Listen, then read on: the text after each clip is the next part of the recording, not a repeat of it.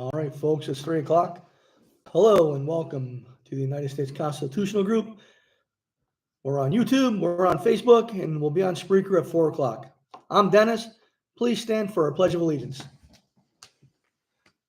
Pledge allegiance to the flag of the United States of America and to the republic for which it stands, one nation under God, indivisible, with liberty and justice for all. Thank you.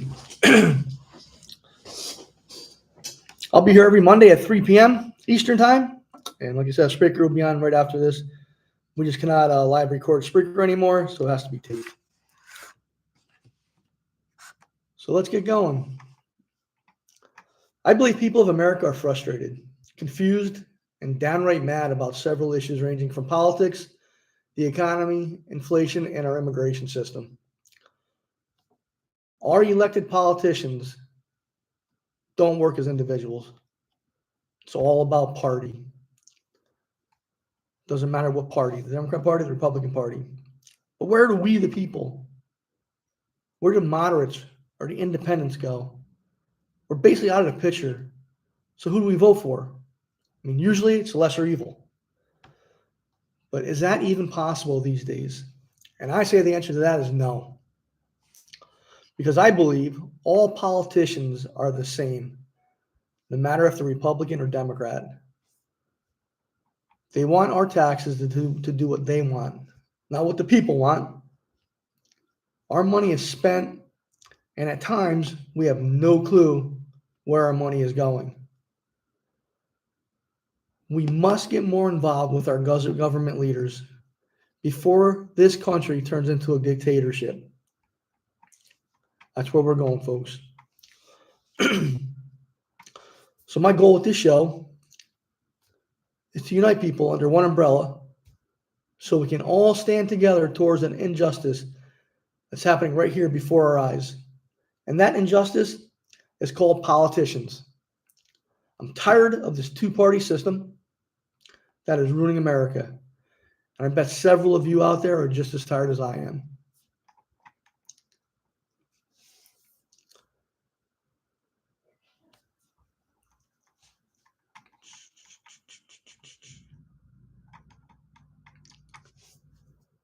We just don't know where to turn to meet like-minded people like you and I.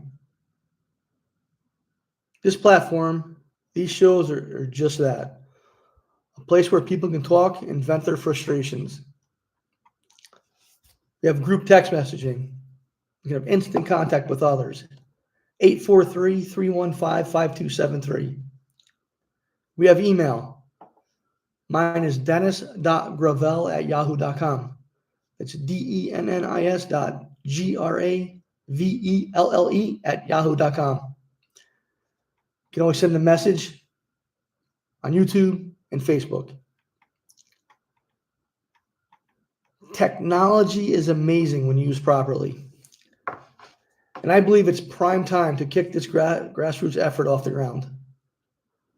We either stand united or divided we fall. Giving up is what politicians want. We must not let them achieve division.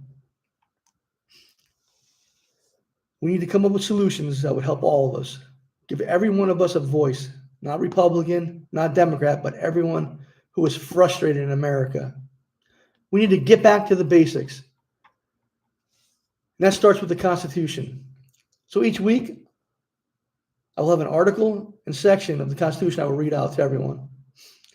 Education is so important, and most people don't get the chance to read this document. We'll help as many people as we can. It's a lot of information. We can get through it. I'm no constitutional expert. I'll never claim to be. If I don't know the answer to your question, I'll reach out to Jack. Jack's a history buff. Jack's taking a hiatus right now, taking some time off, spend with his wife, and which is good for him. You know, I'm used to Junior doing the Facebook, so I do it on my own. But they'll be back eventually. Like I said, I hope they someday soon will be back with us. And I wish Jack well. But Jack reads history. and is knowledgeable in a lot of what I will talk about. So if I don't get it, if I don't think I know it, I'll ask him. I'll reach out to him. If I can't find him, I'll look it up. I'll find people. I'm an average working person, like most of us out there in America, working hard to get ahead and making the best decisions that will benefit the people around us and our loved ones. We just need more knowledge in politics so politicians can't screw us over. And it begins with the Constitution. I believe that these two parties that have ruled forever can't move us forward with all this partisan bickering. Each party is like a pendulum on a clock, big grandfather clock. It swings left, it swings right, it goes back and forth. Sometimes it stays left, sometimes it stays right.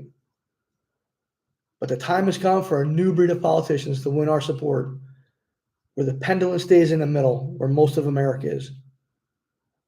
Most of America is moderate. That's where we need to be. We don't need to be left. We don't need to be right. We need to be in the middle. But that can only happen if we, the people, stand united against this tyranny that we see and hear about every day. I can't remember the last time these politicians or these political parties did something good for the people. All they do is screw us over. We need to have this stop, and it comes with us. It starts right here, right now. Please share all this information to family and friends, no matter what political affiliation they choose. Like, share, and subscribe on YouTube. Like and join on Facebook. And join us at Spreaker at 4 o'clock Eastern Time on your ride home from work. So we're going to start off with today's history lesson of the Constitution. Article 1, Section 2, numbers 1 through 5. First sentence. The House of Representatives shall be composed of members chosen every second year by the people of the several states. And the electors in each state shall have the qualifications requisite for electors of the most numerous branch of the state legislature. This is how it was written in the beginning. Right? Going back to the basics. We'll worry about changing and amendments later. Number 2. No person shall be a representative who shall not have attained the age of 25 years and been 7 years a citizen of the United States, and who shall not, when elected, be an inhabitant of that state in which he shall be chosen. Number 3. Representatives and direct taxes shall be apportioned among the several states which may be included within the Union, according to the respective numbers, which shall be determined by adding to the whole number of free persons, including those bound into service for a term of years, and excluding Indians not taxed, 3/5 of all other persons.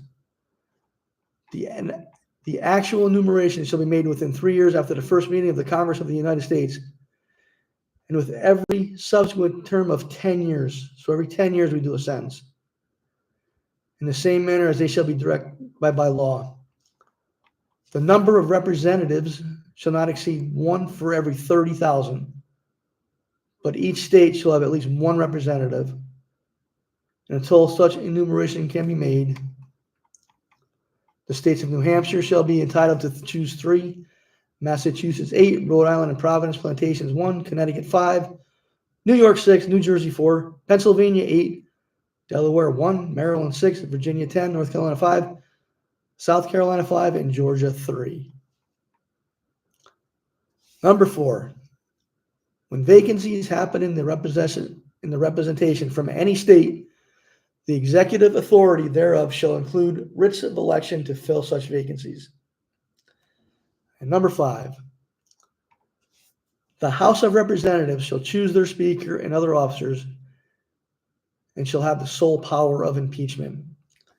That's how it was written when the Constitution first came out. And since the creation of this document, there have been many amendments that have made the Constitution better. This article makes it clear that we, the people, get to choose who we want to represent us every 2 years. The only problem is we keep choosing the same people over and over, the same people who do nothing for us.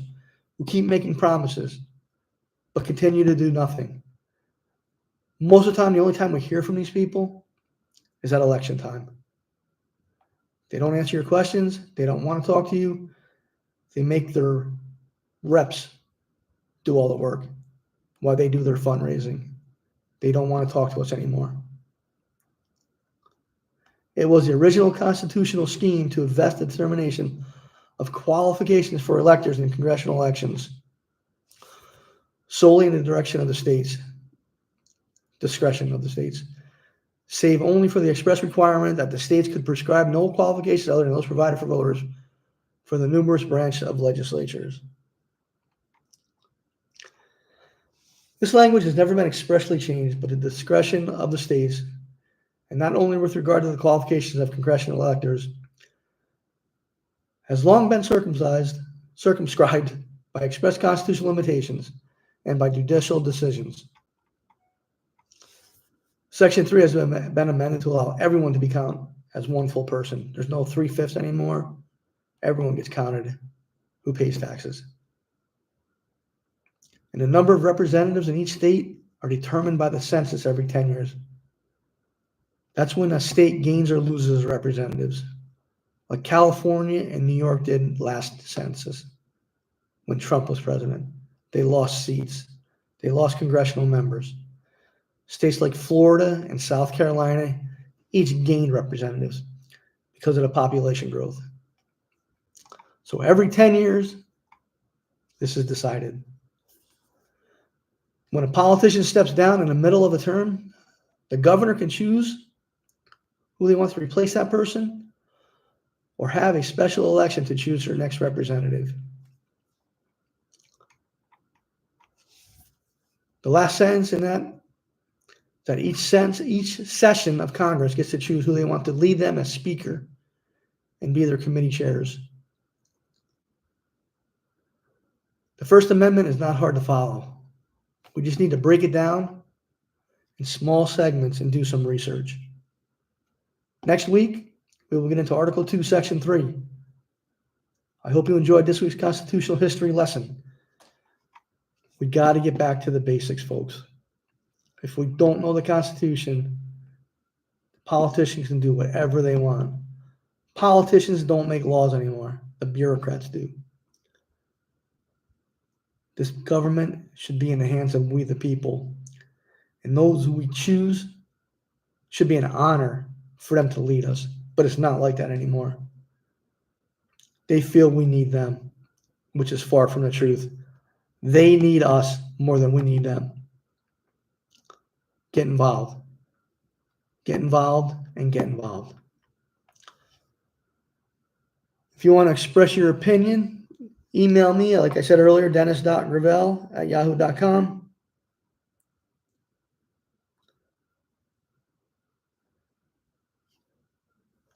Hello. Hello. What's going on, Mike? Oh, not much. Hold on, let me put you on speaker. Joe.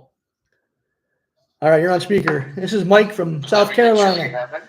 Mike used to be the other one over here telling us all the prayers. It's funny. We're talking about these politicians that are representing us don't even know the Constitution and stuff like that. And I was thinking, most federal jobs or state jobs or city jobs, like a person like me would have to take a test. When I went into the post office, I had to take a test and pass it.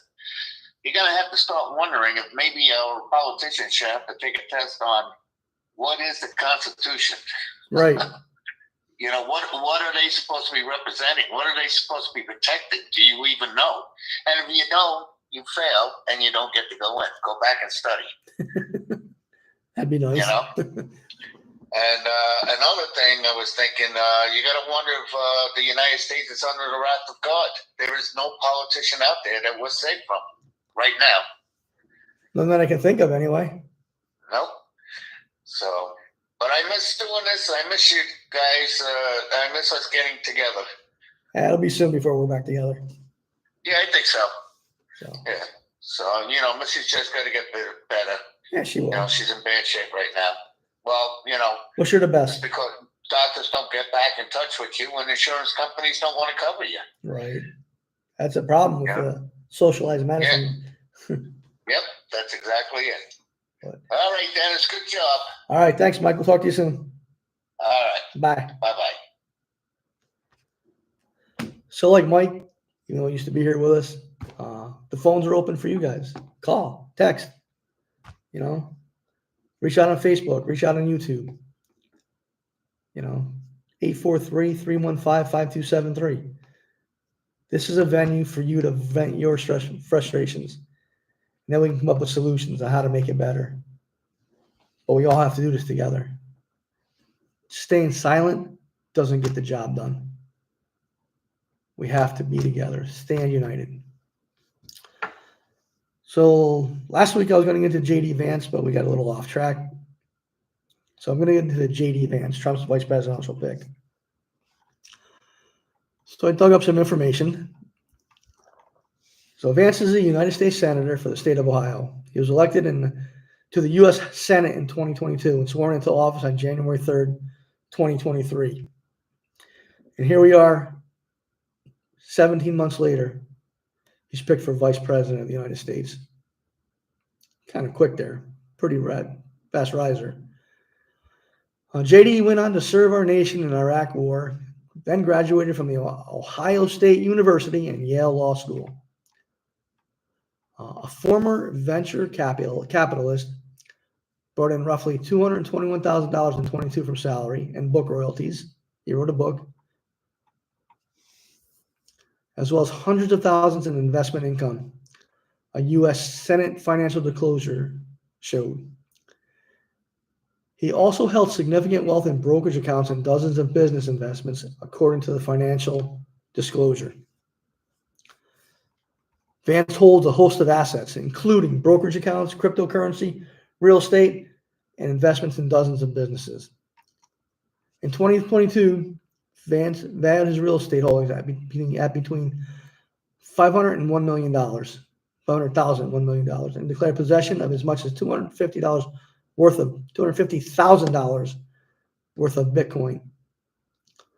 A set of mutual and exchange traded funds held by JD Vance was worth as much as $3.25 million combined.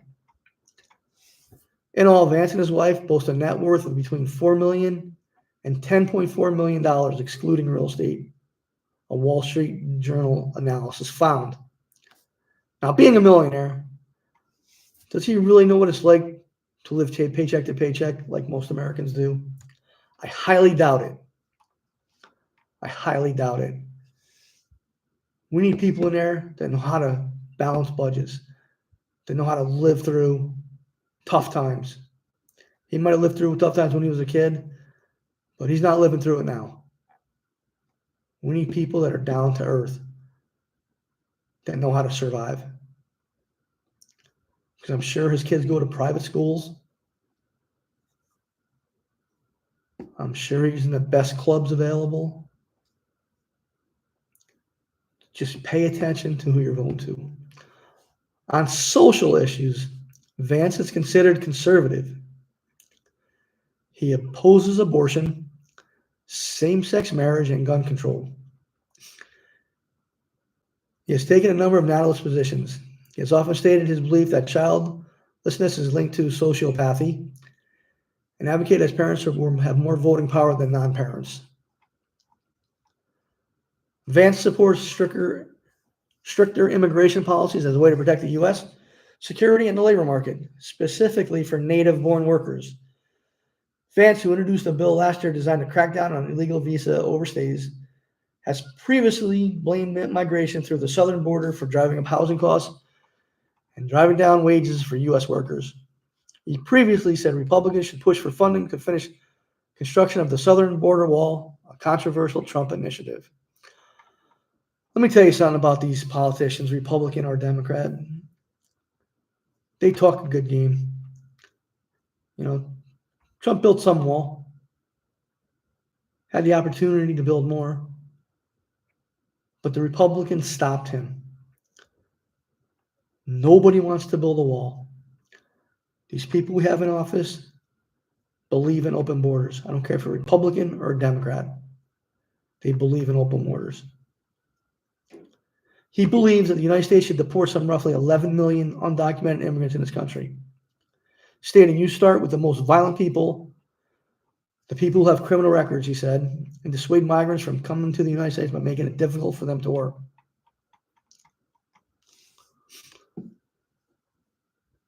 You can't get rid of 11,000 or 11 million undocumented workers. Some of them have been here for years. Some of them are paying taxes in the United States. Do we need stricter immigration laws? Yes. It should be like Ellis Island was back in the day. We should not have open borders. But we also can't throw 11 million people out who work in this country, who believe in family, God, and religion, who believe in our way of life. Some of these immigrants have stronger beliefs in America than a lot of Americans do. So we can't throw 11 million people out. He is a longtime skeptic of Washington's support for Ukraine in its defensive war against Russia, arguing that the United States cannot sustain its support for a war with no clear endpoint and that European countries could carry more of the burden. Wake up, folks. The United States carries a burden for most countries. They do it through our taxes. Yeah, these countries should be paying more. They should be offering troops. They should be doing a lot more, but they don't. If we give up on Ukraine, when Clinton was in office, they gave up their nuclear weapons. Clinton promised them the United States would fight for them should something happen, like Russia invading them. We cannot let Ukraine be defeated. We must send them equipment, supplies. We need a stronger administration to let Putin know we're not putting up with this crap anymore. Vance has described himself as a supporter of clean energy, while expressing skepticism over the role humans have played in causing climate change. I'm skeptical of the idea that climate change is caused purely by man, he said in debate 22 while running for Senate. It's been changing for millennia. However, I absolutely want us to have clean energy. In the same speech, he criticized wind turbines in Ohio for being ugly and not producing enough energy.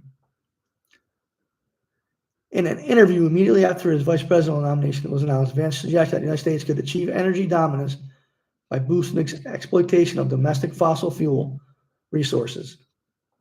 We're sitting on a Saudi Arabia of natural gas in Ohio and Pennsylvania.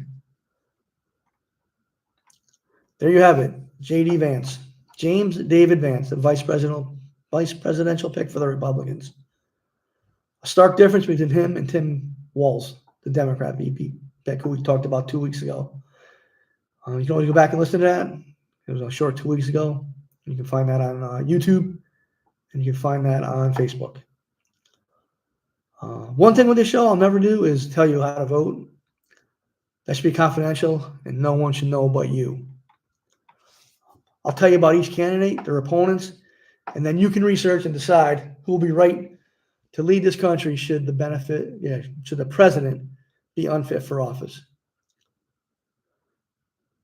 Through division, our country is being torn apart. People of color cannot get along in most states. It's really sad to look at. It's really sad to see. People of color go to work every day and work hand in hand. But they tell us whites can't get along with blacks, blacks can't get along with whites, blacks can't get along with Asians, Asians can't get along with whites. It's got to stop, folks. It has to stop some way. It has to stop today. That's what we need. It has to stop. People need to realize they're no better than their neighbor or even their coworkers. I live in a very diverse community. Madeline and I live in a very diverse community. We have African Americans, we have Spanish people, We have kids. We have older folks. We all get along. Every time we see each other on the streets, it's hello, how you doing? How's your day going? The kids are respectful. They wave to you. They say hi. We can all get along. We just stop buying into this hype of that we hate each other. The media spreads hate. They spread political lies. They're an arm of the political establishments, Republican and Democrat. In my opinion, we all want the same things in life. The freedom to voice our opinion, choice of religion, who we worship. We work hard to get what we want. And just because you have more than others means nothing. If we treat everyone with respect, then we get treated with respect. When I'm at work, I don't care if you're white, black, old, or young. Yes, ma'am. No, ma'am. Yes, sir. No, sir. Very customer oriented. Treat people how you want to be treated. The problem today is no one respects our political establishment in America. Politicians have lost decorum. We all think they're jokes, like Marjorie Taylor Greene on the Republican side, Ocasio-Cortez, AOC on the Democratic side. These people have lost decorum. That's because we don't demand professionalism anymore. We don't hold them accountable. We let them do whatever they want to us. That must change, my friends. We can do that if we stand together as one united coalition. Citizens that demand change.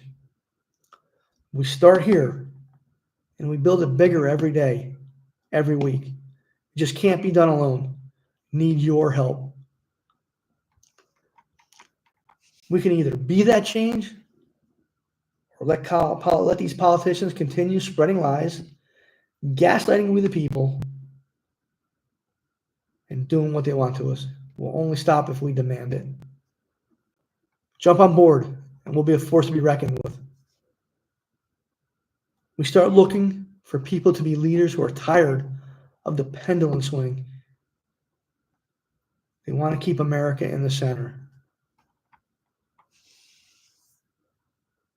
I look forward to working with all of you and building something that we can be proud of, where we all have a choice and a voice in making change happen in America.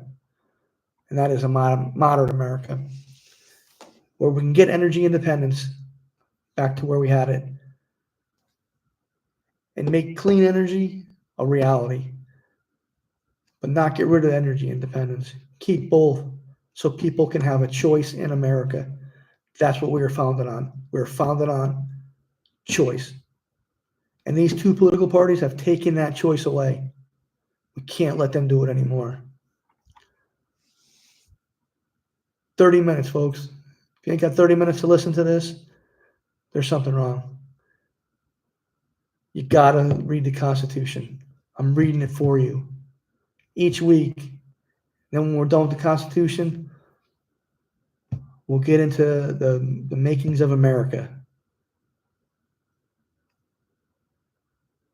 We can't give up our choice by letting these politicians do whatever they want to us. Thank you for listening. Like, share, and subscribe. Get this show out to as many people as possible. And let's take back America to we the people. Remember, we need to be a hawk in a country full of political asses and elephants. You know what I'm talking about. Have a great week. I'll see you next Monday at 3 p.m. Eastern Time.